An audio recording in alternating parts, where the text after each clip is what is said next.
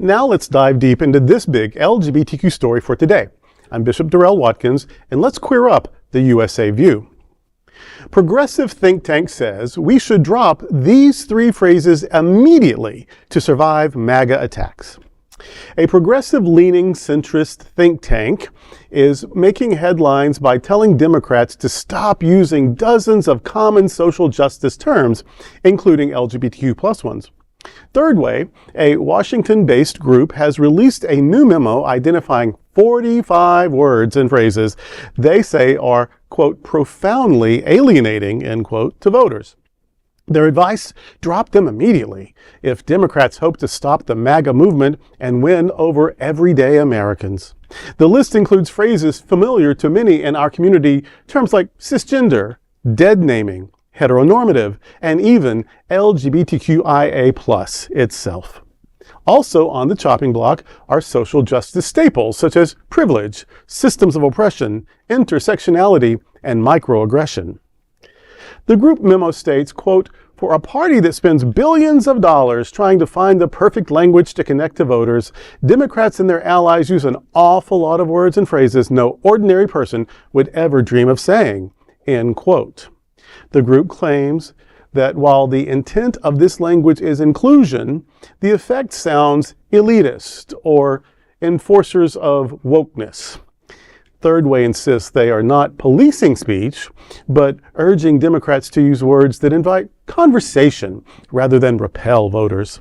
The memo adds, quote, standing up to MAGA's cruel attacks on gay and transgender people requires creating empathy and building a broad coalition, not confusing or shaming people who could otherwise be allies, end quote.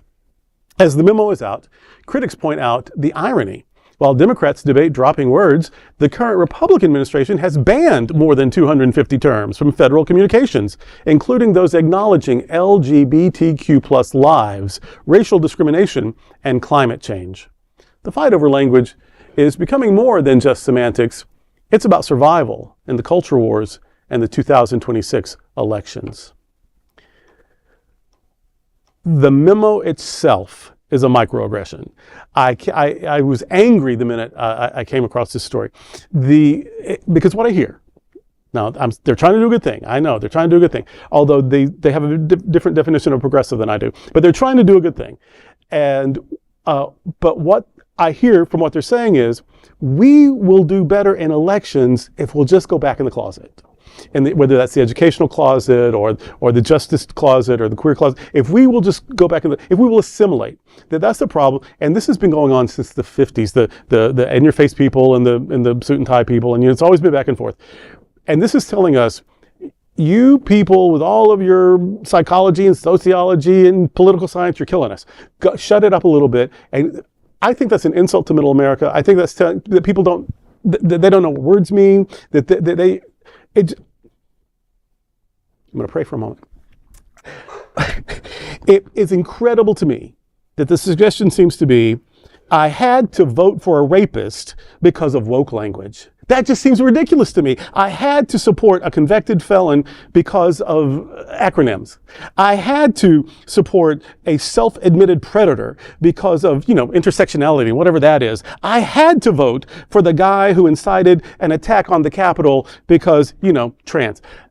No, I'm not buying it. I'm not buying it. Assimilation is never the answer. There may be better ways that we can invite conversation. Maybe we should not come up with a new word every 3 days. Maybe we should be more tolerant for people who don't embrace the words. There's lots of rooms for criticism and growth. But to shut down 40 years of evolution is not only not going to happen, it's not the right approach anyway. I have more faith in my neighbors than that. And I would rather be fully who I am out loud all the time and lose elections than to hide just to get more from it. We tried that up until Stonewall, and I'm just not going back. I get you on that one. It's one of those things where I understand what Third Way is trying to do here, but there's another way to handle this that doesn't involve eliminating language. And quite frankly, a lot of it comes down to simplifying the way that we talk about these issues to average folks. Like, one of the people I think that talks best about trans issues Governor Andy Beshear, the two-term Democratic governor of Kentucky. I remember when he was specifically vetoing a piece of anti-trans legislation that was affecting the schools, he had said, in basic terms, this legislation is about protecting one group of kids from being picked on by another group of kids.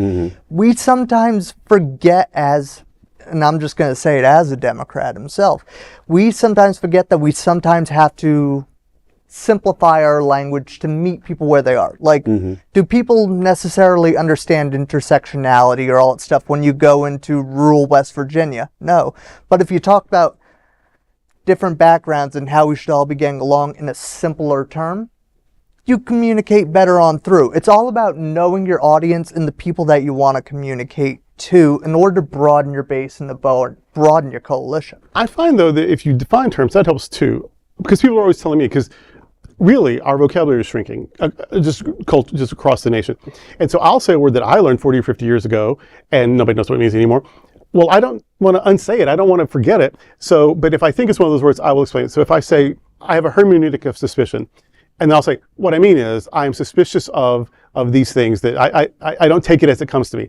Well, okay, so if I think that, I do, but I'm not, I don't want to shrink it hurts me that the national vocabulary is shrunk anyway.